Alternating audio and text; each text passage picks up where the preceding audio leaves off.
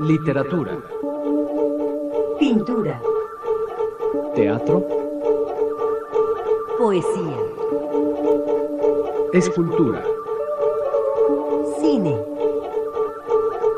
Música. Danza. Universo de la cultura. Las expresiones artísticas de nuestro tiempo en la voz crítica del escritor y periodista René Avilés Favila.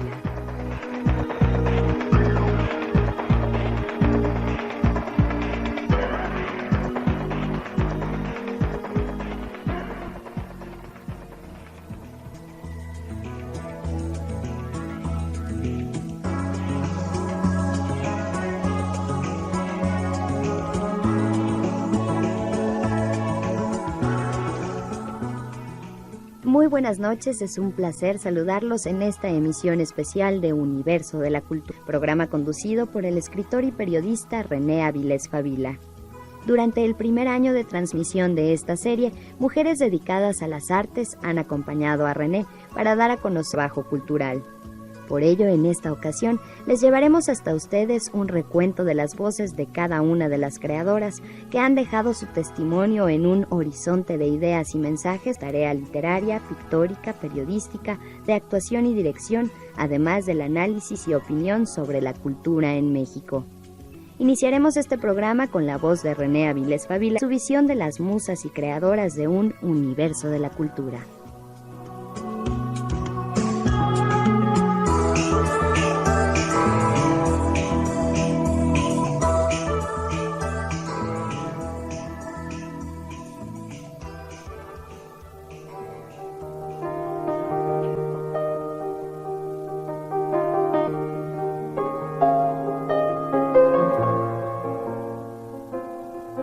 La pregunta, ¿la mujer ha sido musa?, no es fácil de responder, o mejor dicho, muchas respuestas. La primera es la más evidente y la que sigue girando a nuestro alrededor debido principalmente a la influencia del romanticismo. Sí, lo ha sido y muchos novelas y cuentos podrían probarlo. La musa es mujer, la musa es bella y vuela alrededor del creador, casi dictándole versos e historias. Pero la no solo inspira al escritor, hace lo mismo en otras artes como la música y la pintura. Musa es, nos dice cualquier buen diccionario, la fuente de inspiración artística. Para los griegos eran 9 diosas que presidían las artes y las ciencias y eran hijas de Zeus. Homero habló de ellas, pero fue Hesíodo quien las precisó con mayor fuerza. Se trata de la historia, Euterpe, la música, Talía, la comedia, Melpómene, la tragedia, Tepsícore, la danza, Erato, la poesía erótica, Polimnia, la poesía lírica, Urania, la astronomía y Calíope, la elocuencia. Vivían todas en un soberbio palacio en el Helicón, en cuyo santuario cada 5 años se celebraban grandes festejos. La fama de estas 9 diosas o musas fue tal que durante toda la antigüedad clásica fueron una y otra vez representadas en esculturas, frisos y pinturas. Pese a la caída griego, las musas jamás desaparecieron, se quedaron allí cerca de los poetas y músicos, alentando la creación del más sublime arte. Significa que en aquella distancia las mujeres podían ser diosas, heroínas, sacerdotisas, amén de seres dedicadas a labores domésticas. Finalmente, que Grecia quiso alentar la creatividad humana, dándole a 9 diosas facultades para que los hombres tuvieran un gran apoyo, un apoyo sin duda celestial. La verdad es que las musas, según la antigua lógica griega, jugaron un papel preponderante, el que hoy simple y llanamente le atribuimos a la constancia, al esfuerzo, que ya no es privativo de los hombres, lo es también de las mujeres, que han sido capaces de hacer arte sin necesidad de inspiración de deidades, ya que la historia nunca menciona la existencia de musos, de dioses que propiciaron el trabajo estético, una escultura, un cuadro, una obra literaria. Pero siguiendo la poética idea de la existencia de las musas, es evidente que han existido, tal vez de ahí provenga la frase que atrás de un gran hombre hay una gran mujer. No solo a Virgilio se le representa escribiendo a la sombra de una musa, también a los poetas del siglo VII y aún del XIX. Ahora bien, ¿han existido las musas? El escritor requiere de una musa real, tangible, es decir, de una mujer que lo estimule con su presencia, su inteligencia y sensibilidad, con su belleza. Es evidente que sí, pero hay otras formas en que las musas aparecen en la obra literaria. Por ejemplo, cuando uno se encuentra un gran personaje, como lo halló Flaubert para escribir su célebre Madame Bovary, o Tolstoy para redactar Ana Karenina. Lo que ocurre es que pronto el escritor no suele contar sus secretos, la manera en que escribió tal o cual libro. Por regla general, es parco al respecto. Flaubert respondía a la pregunta ¿quién es Emma Bovary?, diciendo que era él mismo, y no dejaba de tener razón. El escritor puede tomar los personajes, hombres o mujeres de la realidad, pero poco a poco van modificando esa realidad real para convertirla en realidad literaria, en algo que lo aleja de los modelos que utilizó. En este sentido, Mario Vargas Llosa ha hablado largamente de su experiencia y ha explicado que le ha pedido prestadas a la realidad uno o dos o más personajes que ya en sus manos cambian. Yo, como escritor de temas amorosos, de novelas y cuentos cuyas tramas hablan de parejas, de mujeres, lo entiendo. Sin embargo, la musa existe. Hay allí una mujer hermosa o inteligente, sensible o valerosa, que provoca en el escritor la necesidad de escribir, de retratarla. Supongo que algo semejante le ocurre a las mujeres escritoras.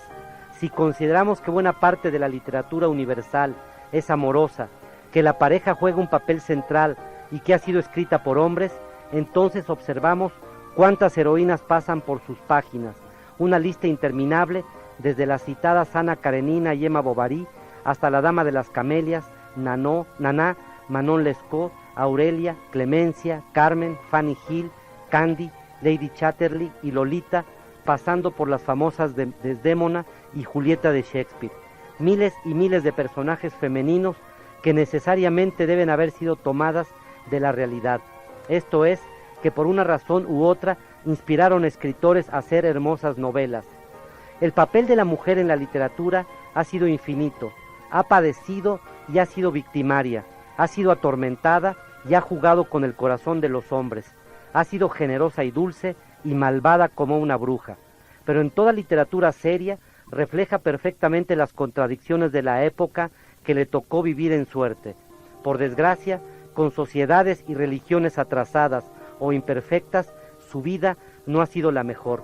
Con frecuencia le ha correspondido la función de víctima del machismo, del predominio de un sistema donde el varón es el centro y eje, y que estamos observando cómo se desmorona ante el empuje de la mujer. Pero seamos justos, la mujer no siempre ha tenido el papel segundón que el cristianismo le concedió. Con los griegos y los romanos tenía una actuación más significativa, a veces protagónico, y no dejemos de lado que durante la Edad Media la literatura la enalteció. Ahora son tiempos distintos en que la mujer comete la hazaña de intentar reparar lo que los hombres han dañado de modo irreversible, el desarrollo de la humanidad, un desarrollo armónico. Hay que conquistar posiciones y cargos. Es el tiempo de las mujeres, quienes han dejado de ser para convertirse en creadoras.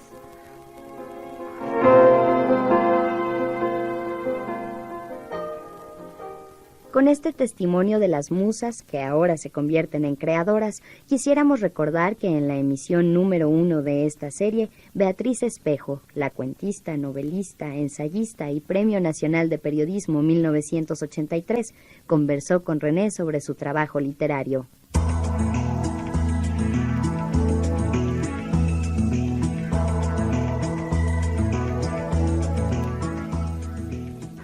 Pero me gustaría preguntarte, ¿cómo te enamoras tú de esta manera tan pasional de la literatura?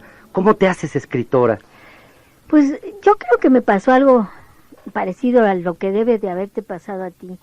Pues fíjate que desde muy chica yo descubrí mi vocación. Alrededor de los 12 años más o menos, decidí que quería ser literata, que quería estudiar letras. Yo no sabía que se podía hacer eso. Una monja en la escuela me lo descubrió porque ella misma estudiaba letras. Y cuando mi papá, que estaba en Nueva York, regresó, yo le dije, ¿sabes qué? Que quiero ser escritora y quiero estudiar letras. Entonces mi papá me dijo, bueno, pero esa es una carrera para ricos. Así que pues yo no sé qué vamos a hacer, tendré que mantenerte o algo, me dijo. Y bueno, no, porque finalmente estudié letras y he vivido de la literatura toda mi vida. Oye, y bueno, un poquito de tu literatura. ¿Te sientes más cuentista que ensayista, novelista? Yo creo que sí, que yo soy fundamentalmente cuentista. Cuentista, ¿verdad? Sí. Pero cuentos muy bellos, muy elaborados, muy trabajados. Me gustan mucho tus descripciones. Ay, Cuando de pronto describes la cocina, ese gusto que parece que ha desaparecido, ¿no? O cuando describes telas. Bueno, eso es de un último libro que se llama Todo lo hacemos en familia. Pero sí me interesa. A mí me gusta que la literatura se perciba con los 5 sentidos y trato de hacerlo. ¿Qué preparas ahora, Beatriz? Bueno, estás por publicar un libro en Aldus. Sí, este libro ha sido verdaderamente difícil para mí. Se llama Todo lo hacemos en familia y estoy muy contenta de publicarlo en Aldus. Y bueno, no sé qué destino vaya a tener. Seguramente el mejor. Ojalá. No sé, es un libro muy extravagante. Tú ya lo leíste, es sumamente raro, no hago concesiones a la moda, ocurre a finales de los años 10, en la década de los 30 y principio de los 40, y además los personajes están fuera de moda, porque es un general burgués, su discípula protegida, Y sobrina. cosmopolita, es Y un además, general que sí, viaja y que muy habla idiomas. Exacto, y es un gourmet. Exacto, lo que te iba a decir, que ahí hay unas descripciones bellísimas Sí, de... es un tipo que estaba un poco basado en mi abuelo, que no era general, pero sí era gourmet. ¿Qué tanto usas tu experiencia autobiográfica? En ese libro muy poca, ¿eh? Fíjate que salvo un cuento de la muchacha que es niña, esa sí soy yo, pero transmutada a los años 20. Esa sí, yo era muy traviesa en la escuela, era muy contenta, vivía asustando a las gentes, era sumamente aplicada, pero insoportable, yo creo, porque a cada rato llamaban a mi casa con quejas de mi persona. Ya nada más mi mamá decía, ay, ¿qué hizo esta vez? Preguntaba, ¿ves? Me llevaban gallo, me subía a los techos, hacía yo locura y media, y siempre estaban a punto de sacarme de la escuela, pero siempre me dejaban porque era aplicada y las monjas también necesitaban buenas cartas de presentación, pero por mi conducta... ¿Estudiaste en la Ciudad de México? Sí, estudié con monjas en el Instituto Miguel Ángel, y antes en una escuela pequeña que se llamaba el Rafael Rossi, con monjas carmelitas. Sí, me acuerdo de los dos. Sí, y fíjate que para mí fueron buenas maestras las monjas. Yo en eso sí estoy de acuerdo con Julio Torre, que decía que junto con el escribir, el enseñar es la profesión más noble, ¿no? Junto con sí, pues sí, no se hace uno rico, pero realmente es una profesión generosa.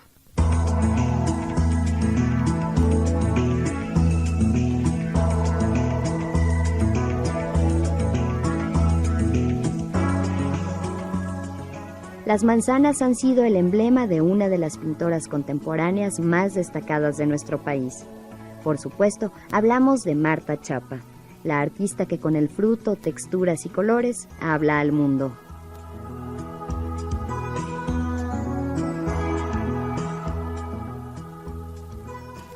Pero bueno, hablemos de tu trabajo, Marta, de este amor tuyo tan intenso por la pintura, por las artes plásticas. Sabemos cómo se inicia, pero ¿en qué momento tú sientes que has encontrado el tema, porque no es fácil tener un solo tema, ¿no? Es decir, no es fácil tener una manzana como eje de toda una obra pictórica tan amplia como es la tuya. Te veo experimentar constantemente. La última exposición tuya me sorprendió porque habías pintado en viejos botes, buscando texturas distintas. ¿De dónde esta necesidad de experimentar? Pues de la inquietud, y indudablemente no es fácil tener un icono, un emblema, como el adjetivo del universo y como símbolo del trabajo plástico. Yo, como todos los artistas, quería tener mi propia identidad, quería ser, ¿no? En una palabra. Y bueno, pues uno no lo sabe al principio. Tienes esa necesidad, esa angustia imperiosa, pero realmente el camino no lo sabe uno, ¿no? Y llega a desesperar, a angustiar, y muchas veces hasta te confieso que llegué en ocasiones decir, bueno, pues hasta abandonar el camino, ¿no? Porque le tengo mucho miedo al ser así, pues ordinario, al no tener una elocuencia en mi trabajo, ¿no? Pero fíjate que, bueno, pues hurgaba por aquí, por allá, le hablaba a los maestros, les preguntaba, porque he tenido la fortuna de tener amigos que han fertilizado mucho mi imaginación, muy enriquecedores, ¿no? Y en una época de mi vida traté mucho a Siqueiros, a Tamayo, y preguntándoles, y pues cada quien te da su versión personal. Y encontré, bueno, pues una cosa muy importante, que justamente lo recordé en tu texto, ¿no? Que la inspiración es trabajo, ¿no? Que hay que trabajar, que no hay... Tú no has tenido un muso. No, pero sí los he tenido también. Y también pensé en los musos. Dije, claro que sí, yo creo que han existido muchas musas, porque efectivamente, pues nuestra incorporación a la vida creativa y a la vida productiva es muy reciente, ¿no? No es que antes no nos expresáramos. Pero bueno, déjame, porque si no me voy por otro camino, que también es bien interesante. Me encantaría hablarte de todo este mundo y del papel que ha jugado la mujer, que es muy interesante en el mundo plástico. Pero para acabarte mi historia personal y de cómo llegué a la manzana, fíjate que, bueno, pues después de estas experiencias y de hurgar, un buen día fui invitada por José Gómez, que seguramente tú lo conociste. Claro. Yo me lo presentó José Luis Cuevas, que siempre le agradeceré, porque marcó un momento muy importante en mi vida profesional. Él me dijo, Marta, me gusta su pintura, tiene algo. Dice, yo lo que tengo en la vida es que sé ver, conozco mucho y le puedo dar cosas interesantes en su vida.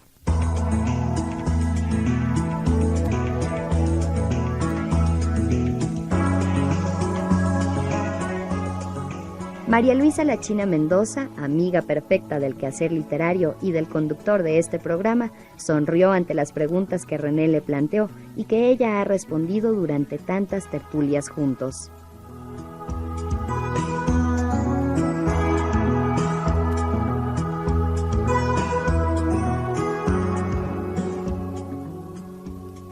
Pues China, yo quisiera empezar con todo rigor por el principio. Tu fama viene del periodismo inicialmente, una fama muy bien ganada porque modificaste sensiblemente el periodismo, le diste un tono de originalidad, usaste los adjetivos, inventaste palabras, has jugado con el idioma de una manera que yo creo que ningún periodista lo ha hecho.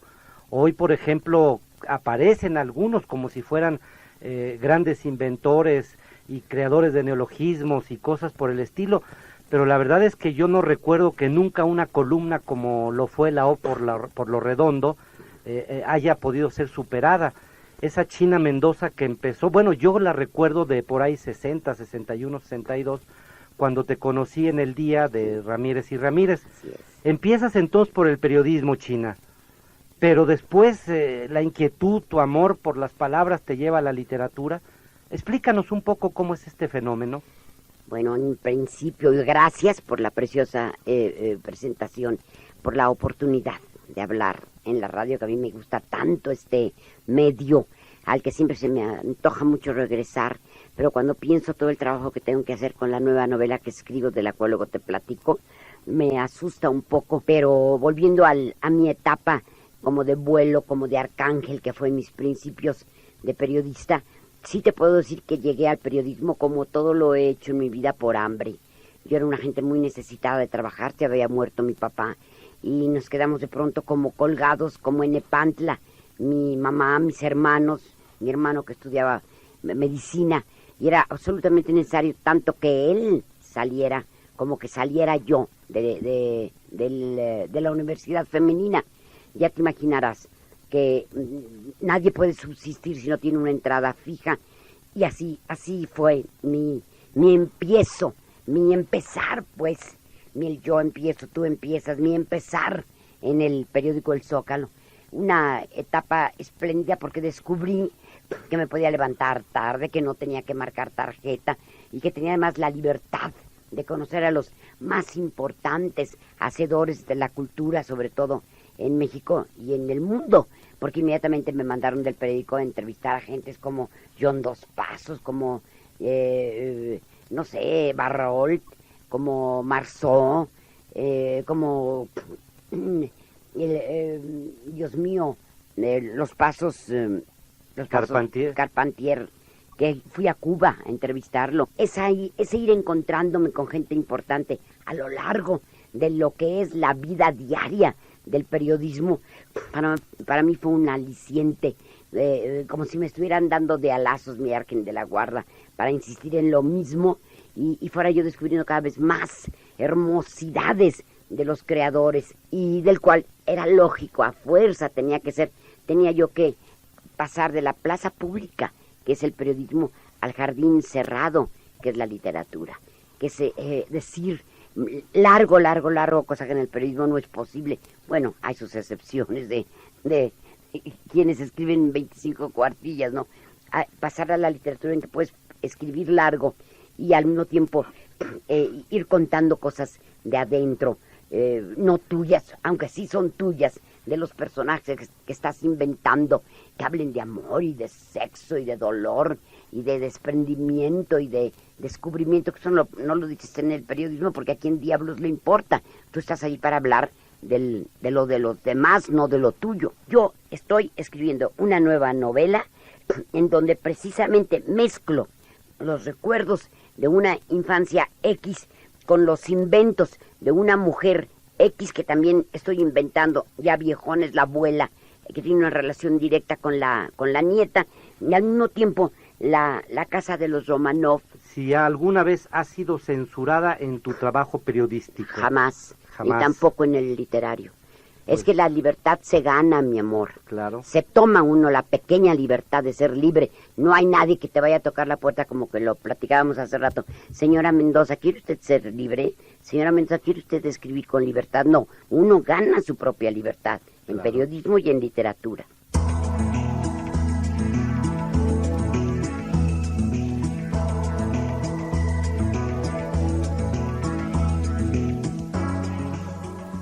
René Avilés Favila, crítico de la popularidad que tiene la televisión en nuestro país, sobre todo por la pobreza en los contenidos, no puede sino reconocer el trabajo de una de las mejores actrices de la pantalla chica, el teatro y el cine, Jacqueline Andere.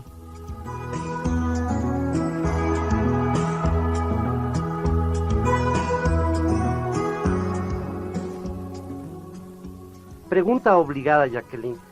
¿Dónde te gusta estar más? ¿Dónde te sientes mejor? ¿En el cine, en el teatro o en la televisión? Mira, René, yo me siento bien. Mientras esté trabajando, en todo me siento muy bien. El teatro, obviamente, me impone más, porque pues, el teatro es ahí sí nada de que corte y nada de estos rollos. Ahí sí te entregas tú al público, tanto como el público se entrega a ti, ¿no? Es una comunión que se hace muy bonita, es lo que te hace sentir que sí eres, que sí existes y que no eres un fenómeno de la publicidad, ni eres de toda esta tecnicismos nuevos que tienen aparatitos por aquí y acá, te suben la voz, te bajan la voz, apuntadores electrónicos, te metes por todos lados. Es distinto, ¿no? En el teatro es la realidad. Yo siempre que hablo de esto, siempre doy los mismos consejos a los chicos que quieren ser actores o a las chicas, ¿no? Que hagan teatro, primero que nada, mucho teatro. E incluso si tienen la suerte de estar en televisión, que lo mezclen, hagan sus telenovelas, pero sigan haciendo teatro, porque eso es lo que realmente y a fin de cuentas te da las bases reales para ser un actor que perdura. Si no vas a ser un actor de segundo orden, por decirte, de biónico, desechable, como dicen ahora, dicen una cantidad de cosas, como, ¿no? Electrónico. Entonces, el teatro es la base, creo yo. Pero tú te formaste, y lo dijeron en tu semblanza, como actriz de teatro. Sí, yo empecé haciendo incluso teatro, con clásicos. Claro. Sí, por supuesto. Hice El Rey Lear, hice Romeo y Julieta, hice cantidad, sí. Jacqueline Andere, ¿ha participado usted en la radio? ¿Qué piensa de los géneros radiofónicos? ¿Te gustaría participar en una radionovela? Bueno, Mira, yo ya participé hace mucho tiempo como en 3 o 4 radionovelas. Si yo he hecho aquí de todo, circo, maroma y teatro. Y era muy agradable hacerlo. Todavía puede ser que unos 6 años estuve haciendo una radionovela. Entonces, porque bueno, todo ya lo que sí. sea trabajo. Todo lo que sea trabajo, me pero encanta. es decir, te sentías bien, te gustaba. Ay, sí, cómo no. Pero ahí no te ven, te oyen la voz Sí, nada más. es una Y una experiencia mujer totalmente. tan bella, tan hermosa como tú debe de pronto, no sé si tenga alguna... Si yo fuera muy guapo, me encantaría, como solo soy guapo. No, yo quería- eres guapote, como que Gracias, no. gracias. Esa es mi amiga, es mi amiga.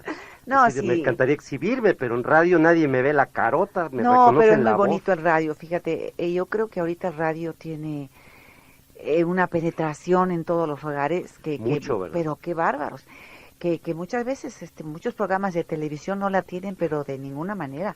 Te lo digo porque yo soy una radio escucha. Yo voy con el periférico, es obvio, Claro. porque nos encarcela el periférico y entonces prende uno la radio, pero ya se vuelve un vicio la radio. El amor de René por la poesía es muy grande, pero la admiración y el reconocimiento por una de las mujeres poetas de este país lo es más.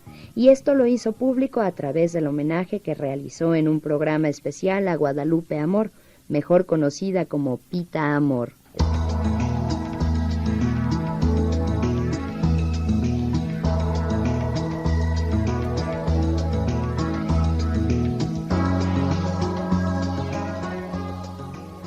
A Guadalupe, a Pita, yo nunca le dije Guadalupe, la conocí ya, pues no sé si decir en sus últimos años, la conocí hace 15 o más años, no recuerdo exactamente, pero ya era una leyenda y ya me había podido yo asombrar con algunos libros que me parecen fundamentales para la poesía mexicana, como Yo soy mi casa, Décimas a Dios, y El zoológico de Pita Amor, entre muchos otros.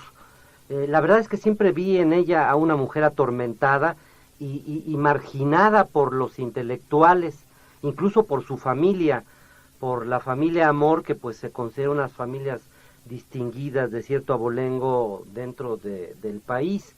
Sigo recordando a Pita, a esa Pita de sus últimos años, pero hay que recordar que también en esos largos últimos años, Pita tuvo programas de televisión, si mal no recuerdo los producía Manuel Ávila Camacho, no el expresidente de la República, por supuesto, sino uno de sus herederos, y ahí Pita hacía alarde de su memoria, decía sus poemas, escandalizaba todavía.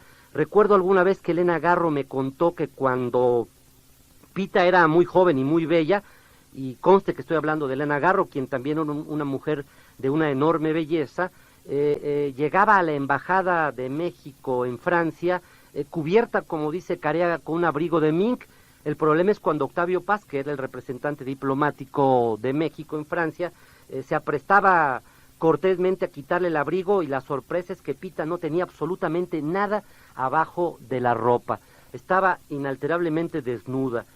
Bueno, esto causaba escándalos, era una mujer realmente muy avanzada, pues no sé, tal vez heredera de una buena tradición que Tina Modotti estableció hace muchos años antes de convertirse en militante marxista, en militante comunista, cuando se hacía retratar desnuda. Esto, bueno, pues también escandalizaba, porque estamos hablando de hace realmente muchos años. Pero bueno, Pita Amor no dejaba nunca de sorprender. Recuerdo alguna vez que Marta Chapa me habló para decirme que comiéramos juntos, que comiéramos Pita, ella misma, Marta y yo, junto con Federico Ortiz Quesada, entonces casado con Marta Chapa. Lo que leo es un pequeño párrafo que está dentro de mi libro Recordanzas, el tomo 1 de mi autobiografía, que se llama Pita Amor y Octavio Paz. Dice: un día de 1991 quedamos en reunirnos un grupo integrado por Marta Chapa, Federico Ortiz Quesada, Pita Amor y yo. Lo hicimos en un restaurante rumboso. Federico y yo llegamos por nuestro lado y nos sentamos a esperar a las señoras. Bebíamos un aperitivo cuando descubrimos a Octavio Paz y a su esposa. A poco se incorporaron Pita y Marta. Acababan de sentarse cuando se me ocurrió llamarles la atención. ¿Ya vieron quién está en aquella mesa? Pita miró a Octavio Paz y sin titubeos se dirigió a él, ayudada por su bastón. Llegó hasta donde se encontraba Paz y sin más y a gritos dijo: Octavio, embajador en la India y Tailandia, virrey de Oriente, aunque no quieras voy a decirte uno de mis poemas, y soltó uno de los más largos. Todo el restaurante contemplaba la inusual escena. Octavio Paz, con dureza en la mirada, recibió la embestida gratuita. Al concluir, Pita olímpicamente regresó a su lugar entre los aplausos de algunos parroquianos. Octavio Paz la siguió con la vista y se detuvo en mí. ¡Qué horror!, dije. Ahora va a pensar que se trata de una venganza de mi parte, algo que estropearía no su día, sino su semana. Marta, que también cuida sus relaciones públicas, estaba abochornada. Federico, a cambio, disfrutaba y Paz se retiró del restaurante sin acabar el postre. Al poco rato, un señor de acento español se acercó a nuestra mesa y dijo: Pita, la felicito, ¿me permite que la invite a usted y a sus amigos una copa? La poeta Pita Amor, que confesaba que nunca había tenido amores, sino solo amoríos, dijo: gracias, mis amigos pagan lo que yo consuma. Este es un retrato de algo que me tocó ver de Pita Amor. Sin embargo, creo que lo más notable era platicar con ella, porque efectivamente siempre conservó la lucidez y siempre conservó la extraordinaria memoria para decir una gran cantidad de poemas propios y ajenos, y tenía además mucho encanto para decirlos. La verdad es que ya era una Pita arruinada económicamente, y en efecto vivía de ayudas, de apoyos. Ella misma hacía dibujos. Recuerdo que a mí me hizo una serie de búhos para publicarlos en el suplemento cultural El Búho. Allí mismo le publicamos algunos poemas, algunas cosas inéditas, y en una de esas me regaló un poema que me hizo pues prácticamente en las rodillas. Estábamos platicando cuando de pronto empezó a escribir un soneto y me lo dio. Lo que ocurre es que hay 2 o 3 palabras que nunca hemos podido descifrar, de tal manera que ese poema, bueno, pues está ahí todavía inédito.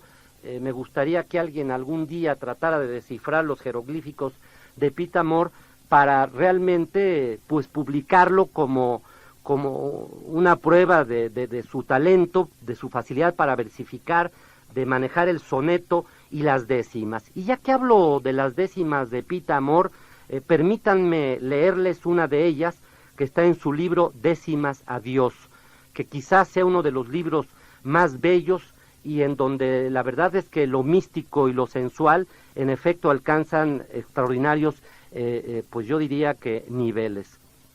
Leo: sé que eres inexpresable, que es torpeza definirte, que el acierto está en sentirte y así alcanzar lo inefable. Mas mi ambición indomable quiere pruebas exteriores, desea que mis dolores tengan un premio inmediato. Mi Dios, te propongo un trato, que sin tardar me enamores.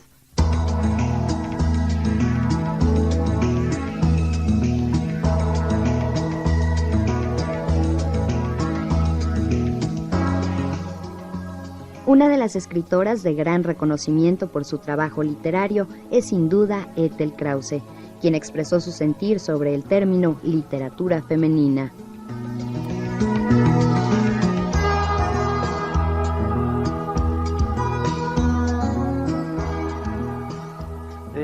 Ethel, empecemos. Tengo una inquietud y una pregunta que siempre te he querido hacer y que me recordó mucho esta semblanza muy encantadora que han hecho nuestros compañeros de programa. Hace poco estuvo aquí Ignacio Trejo Fuentes, quien es un crítico ya ameritado, y decía, entre otras cosas, que no hay propiamente una literatura de mujeres, que hay buena literatura o mala literatura. Es como los ángeles y los querubines, no tienen sexo. ¿Tú qué opinas de esta cuestión dicha por nuestro camarada? Querido amigo, ¿verdad, Nacho? Mira, te voy a contar una anécdota brevísima con él a propósito de ese tema, para que veas cómo esto pues ha corrido saliva y tinta al respecto de todos los bandos. Cuando éramos de verdad los jóvenes escritores, Nacho Trejo y yo, él como crítico, y y yo como incipiente narradora hace muchísimos años estuvimos juntos en un encuentro que organizaba literatura de Limba en algunas de las ciudades de la República. Y entonces él ahí en la ponencia que presentó hablaba de la joven literatura mexicana y evidentemente en un momento dado pues advirtió que estaba hablando de los varones y entonces mencionó que era muy importante y muy interesante que las mujeres empezáramos a tener de verdad voz también en la literatura y hizo pues un elogio y como que una bienvenida a las mujeres que en ese entonces éramos pocas que estábamos entrando en la literatura. Y yo me enojé porque dije, otra vez estamos en un cajón las mujeres, ¿por qué no se puede hablar de hombres y mujeres cuando se habla de literatura? Y bueno, y hasta lo hice públicamente y yo creo que en este momento, años y años después, te das cuenta que probablemente tenía razón de en ese momento hablar de la literatura y la literatura que escriben las mujeres. Ahora parecería que hablar de la literatura es hablar de la literatura que escriben las mujeres y el cajón de los varones es aparte. Pero en fin, metiéndole un poquito de sal y pimienta a este tema y no quedándome sin darte la respuesta, que qué opino yo acerca de que si hay literatura de hombres y de mujeres. ¿Sabes qué? Si quieres que te sea así de una honestidad total. Sí quiero. ¿Sí quieres? Sí. No sé qué opino. No sé. Sí, ya me hice para bolas. mí es difícil. Ya me hice bolas.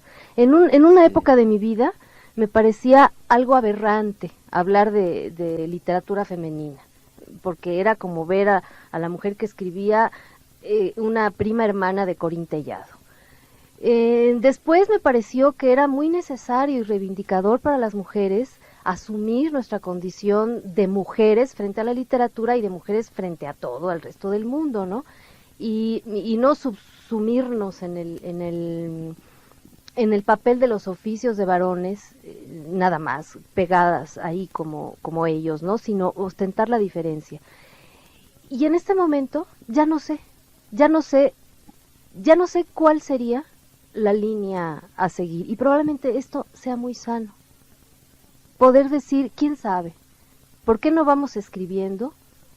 Tú, yo, ¿por qué no vamos leyendo? Tú y yo. Y vamos juntos armando la propuesta.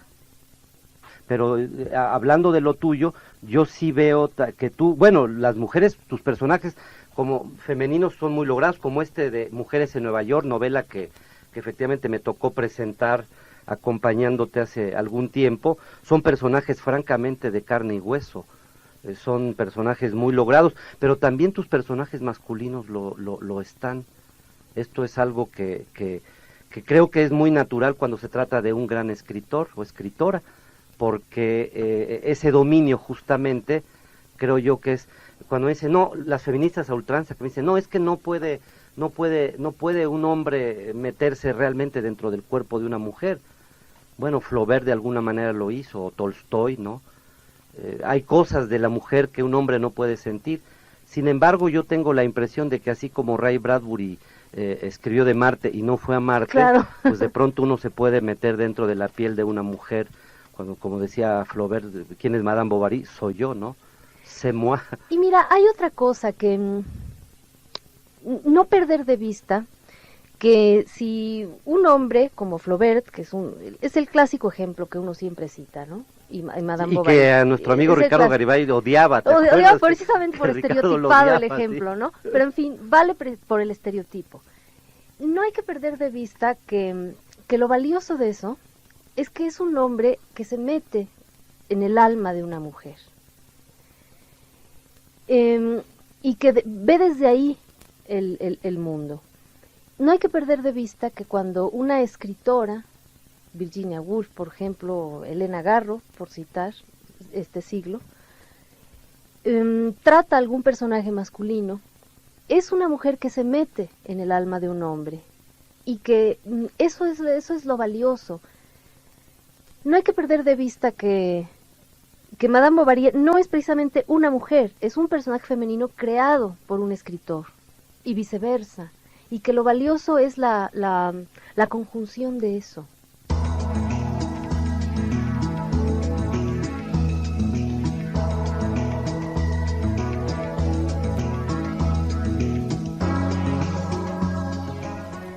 Beatriz Sheridan, actriz y directora, habló sobre su trabajo que da vida a personajes y transforma la escena.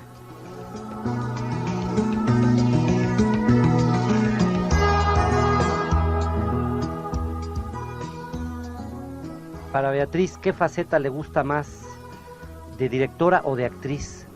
Es decir, porque verdaderamente pasas a ser actriz, a directora. No, pues yo prefiero prefiero actuar. Todavía hace poco actuaste en televisión, ¿no? Sí, si mal no recuerdo, hice una telenovela. En una telenovela. Sí, que se llamaba Alondra. Pero porque fueron órdenes de don Emilio Azcárraga Milmo, que en paz descanse. Porque la escritora, que también ya murió, Yolanda Vargas Dulce, insistió en que yo hiciera ese personaje. Y ella la traían aquí, Charola de Plata. Entonces hice ese personaje y yo le he pedido mucho a la empresa que me deje actuar. Pero como dice Jacqueline Andere, ya no hay muchos personajes para las gentes mayores, ¿verdad? A mí Valentín me dijo, me encanta que dirijas televisión. Yo quería dirigir para cuando no tuviera teatro, o cuando no tuviera cine, o cuando no tuviera otro trabajo, o cuando no estuviera actuando en televisión. Entonces, yo le pedí permiso a él que me dejara dirigir, porque yo veía a los que me dirigían y decía yo, pues yo esto lo puedo hacer hasta mejor que ellos. Y me fue entrenando muy hábilmente. Beatriz, hay muchos críticos también, muchos enemigos de las telenovelas, de este tipo de programación, muy exitoso efectivamente, porque dicen que crean falsas expectativas, esto que acabas de señalar, es decir, que de pronto una mujer diga yo voy a triunfar y compro mi máquina de coser y que le pintan un mundo idílico, ¿no? Donde finalmente triunfa, se queda con un hombre guapo, etcétera, etcétera. Y que eso es así como hacer soñar a la gente un mundo que no existe. Pareciera que la vida es mucho más dura, ¿no? Bueno, yo pienso que de una X cantidad de esas mujeres, ¿tú crees que algunas no se quedaron con su máquina de coser y siguieron cosiendo y ganando dinero que no habían ganado anteriormente? Y algunas académicas que dejaron la computadora sí, para dedicarse a coser, ¿no? Y ahora les va de maravilla, ¿no? Sí. Ahora hacen falsificaciones de Versace y de Patou, ¿no? Sí. Pregunta para Beatriz Sheridan, ¿qué es lo que la lleva a trabajar en televisión después de haber incursionado en el cine de arte y en el teatro? Bueno, pues cuando yo empecé, era muy difícil vivir de este negocio. O sea, es decir, del cine y del teatro. Del teatro y de todo. O sea, tenías que andar buscando, ¿qué hago ahora? Pues voy a hacer un recital. Mientras me llaman para hacer una película o mientras me llaman para hacer una obra de teatro, una obra de teatro en esa época hacías una obra de teatro que ensayabas el tipo de teatro que yo hacía, yo lo ensayaba 3 meses y lo montaba, teníamos puesto 3 meses nada más, porque no había más público. Fuimos haciendo un público intelectual, ¿me entiendes? Elitista, vaya.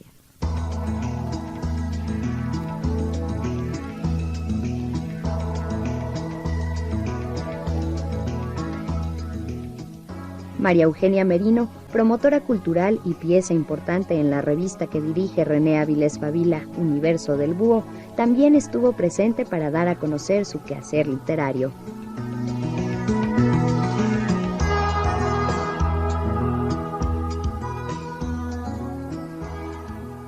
María Eugenia, esta novela tuya que se llama Elvis murió en agosto y que presentamos hace poco, realmente hace 2 semanas. Hace 2 semanas, 2 semanas, sí, ¿verdad? Sí, sí.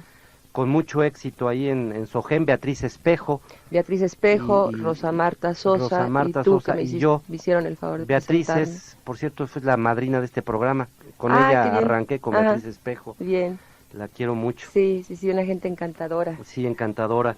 Pues mira, hablemos un poco de este libro que a mí me gustó mucho. Me gustó por los temas que tratas, que son varios, y por la recreación ambiental que das, muy lograda, de una época que en México, de manera ya más tosca y reciente, representó Manolo Muñoz, que acaba de morir. Que acaba de fallecer, Es decir, sí. que era una versión azteca de toda esta época de Elvis Presley, la época de las crinolinas, Las del tobilleras, rock, de las los tobilleras, jeans, las tardeadas. Las tardeadas, sí, Sí. pues es mi época, por eso yo cuando lo leí lo disfruté mucho. ¿Tú crees que los lectores jóvenes se puedan acercar al libro? Yo creo que sí. Fíjate que, por ejemplo, en estos momentos en la Escuela de Escritores, pues los muchachos que se han acercado, que han comprado ya el libro y lo han leído, para mí fue bien satisfactorio que me pidieran. Yo en este momento doy clase de lectura comentada y estamos ya por terminar el semestre, y me pidieron que no terminara el semestre sin que incluyéramos esta novela en mi curso para comentarla. Todos la han leído ya, he recibido muy buenos comentarios, algunos incluso la han llevado a sus casas, la han leído sus mamás, y bueno, también ellas, algunas mamás jóvenes, más jóvenes que yo, la han leído y se han sentido identificadas. Entonces no es necesario haber vivido esa época para poderla disfrutar. Yo creo que las cosas se pueden saborear y disfrutar y vivir un poco, aun cuando no sea lo que tú ya has experimentado. Digo, ¿por qué no? Claro, es una novela de nostalgias, Maru, pero indudablemente que ahí tiene un par de problemas que son esenciales en todos los tiempos. Uno es del desamor, sí, la soledad. La soledad. Y otro es esta soledad y este desamor que te puede conducir o que te conduce de plano al suicidio. Sí, y eso me parece como muy interesante en tu libro. Sí, yo trabajé mucho esta novela, la verdad. Originalmente era otra cosa, era una novela totalmente diferente, pero avanzaba en la escritura de esa novela y sentía que no me funcionaba, y en algún momento pensé que lo que se tenía que rescatar era este personaje, que originalmente ni siquiera era el principal, era el personaje y era su circunstancia, y a medida que descubrí esto y lo fui desarrollando, vi que no me llevaba hacia otra cosa, es decir, esta vida que ella tiene con tantas soledad, tanta grisura, tanto desamor, no la podía conducir a otra cosa que a la idea del suicidio.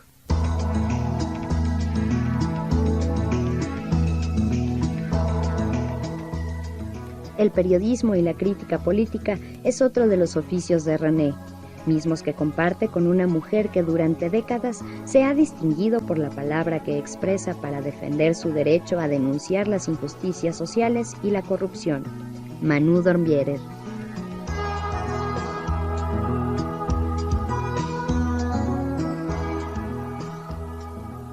¿Por qué tienes ese historial tan terrible, Manú? Pues porque creo que digo lo que no debo decir, o lo que se supone que no que se debe mantener en bambalinas de los medios, ¿no? Pero yo escribo para el público, no para ni para los editores ni para los políticos. Entonces creo que hay que decirle al público lo que pasa en realidad, así de simple. He sido tu lector de todo el tiempo, y yo la verdad es que nunca vi en ti ese periodismo monstruoso que te atribuyen. Es decir, no había esos adjetivos tremendos, no había esas acusaciones, decías las cosas de manera muy tranquila, sin embargo despertabas la furia de los poderosos. Porque la verdad es la que incomoda. La digas como la digas, es lo que les molestaba. En los medios de comunicación, yo llegué al periodismo en 1973, a novedades, al periodismo editorial. ¿Ahí arrancas, no? Arranco en el periodismo editorial. Si yo publicaba, porque en realidad yo lo que hacía era otra cosa, yo hacía cuentos, muchos de ellos... Sí, tú arrancas como literal, Sí. Pero al mismo tiempo escribía también ocasionalmente en revistas femeninas y cosas. Que allí verdaderamente era otra cosa, que muy, muy castrante nada más había ciertos temas. De hecho, a mí me nace una primera inquietud política de periodismo político en una revista que se llamaba Quena, cuya subdirectora era Margarita Michelena. Y entonces yo un día me atrevo a decir que 800 millones de chinos, entonces eran 800 millones de chinos, debían estar en la ONU representados, ¿verdad? Claro. Entonces se hace y en el Consejo de Seguridad, además. Así es. Como están ahora. Pero en aquel momento, era antes del 73, porque te digo, era para los 60. Y entonces se hace una junta en esa pequeña revista. Y deciden, y me lo dicen, pero además que yo no podía aguantarme la risa, que en los hogares guadalupanos no podían entrar ese tipo de opiniones.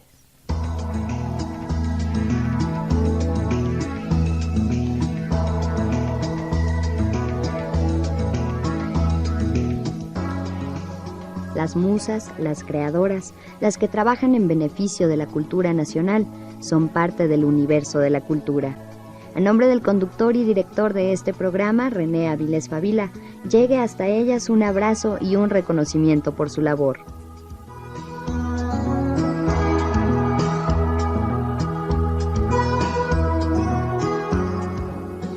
Participamos en este programa Alberto Salazar en los controles técnicos, en cabina Álvaro Sánchez, guión de Georgina Tapia, realización Hernán Nájera, producción de Gabriela Morales, conducción y dirección René Avilés Favila. En la voz se despide de ustedes Valeria Pérez Fraga.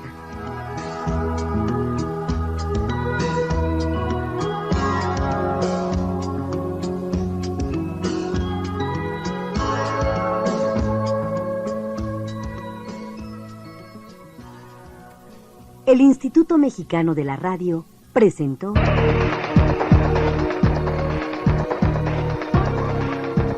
Universo de la Cultura.